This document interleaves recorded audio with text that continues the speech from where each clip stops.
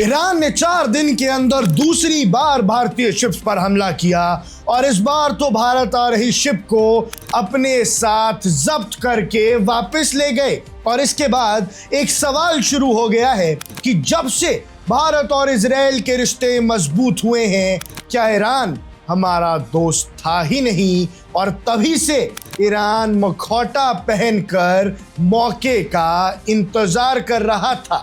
दर्शकों, आज straight of Hormuz में जो हुआ, हमारे शिप्स पर गोलियां चली, हमारे सेलर्स को बंधक बनाया गया, वो कोई हादसा नहीं था। ये उस नफरत का नतीजा हो सकता है जो ईरान के मन में सालों से पल रही थी और इस नफरत की वजह हो सकती है भारत और इजराइल की बढ़ती दोस्ती।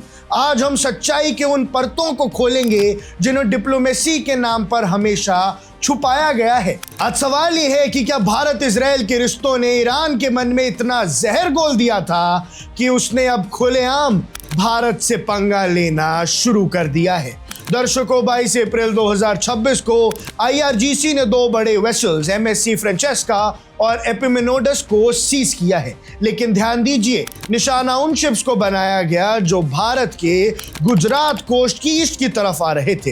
एपिमेनोडस पर IRGC की गन बोट्स ने डायरेक्ट फायरिंग की, यानी जो शिप गुजरात आ रहा था उस पर IRGC ने खुलेआम गोलियां चलानी शुरू कर दी।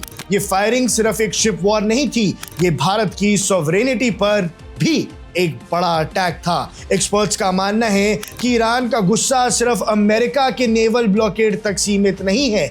ईरान को यह भी चुभ रहा था कि भारत इजराइल के साथ स्ट्रैटेजिक पार्टनरशिप करता है। और आपको याद दिला दें, इस जंग शुरू होने से ठीक 2-4 दिन पहले प्रधानमंत्री नरेंद्र मोदी इजराइल के दौरे पे थे। प्रधानमंत्री नरेंद्र मोदी बेंजामिन नेतन्याहू से मुलाकात करके आए थे।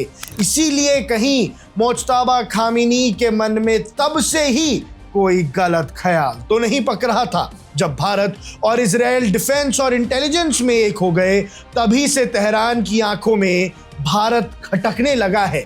आज वहां हमारे 18 वेसल्स और 400 सेलर्स फंसे हैं और ईरान का भारत को सीधा मैसेज है, अगर तुम हमारे दुश्मन के दोस्त हो तो तुम हमारे दोस्त नहीं हो सकते।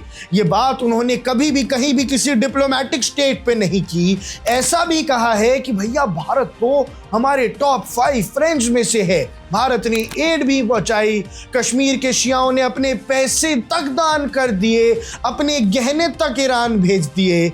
लेकिन दर्शकों, ईरान ने बदले में क्या किया? 4 दिन के अंदर 2 बार हमारी शिप्स पर हमला और इस बार तो सीज करके अपने साथ ही ले गए।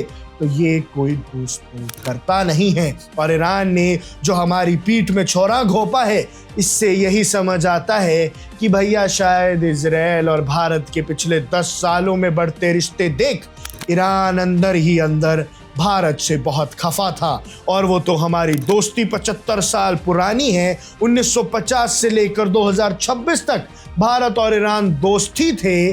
तो ऐसे में बस उन्होंने सीधे मुंह ये बताया नहीं कि हम अब आपके दोस्त नहीं हैं, बस सही मौके का इंतजार करके भारत की पीठ में छुरा घोंप दिया। भारत ने इजराइल के साथ I2U2 जैसे अलायंस बनाए हैं और मिडिल ईस्ट यूरोप कॉरिडोर की भी बात की है। तो ईरान को लगा है कि उसे बाईपास किया जा रहा है। और ईरान को हमेशा से नफरत थी कि भारत इजराइल से इतना क्लोज क्यों आ रहा है। उन्हें लगता था कि भारत हमेशा उनके तेल पर निर्भर रहेगा। लेकिन भारत ने अपनी एनर्जी और डिफेंस नीड्स के लिए इजराइल और UAE के साथ जब नए रास्ते ढूंढे, तो शायद वही बात ईरान को इतनी खटक गई कि आज मौका मिलने पर वो बदला ले रहा है। और शायद दर्शकों, आज वही पुरानी जलन स्ट्रेट ऑफ होर्मुज में बारूद बनकर फट रही है। IRGC का ये टिट फॉर टैट सिर्फ अमेरिका के लिए नहीं, बल्कि भारत को इजराइल से दूर रखने की भी एक धमकी हो सकती है। आपको क्या लगता है? आपकी क्या राय है? हमें कमेंट सेक्शन में जरूर बताइएगा। आप देख रहे हैं वन इंडिया, मैं हूं आकुश Kaushik. Subscribe to One India and never miss an update. Download the One India app now.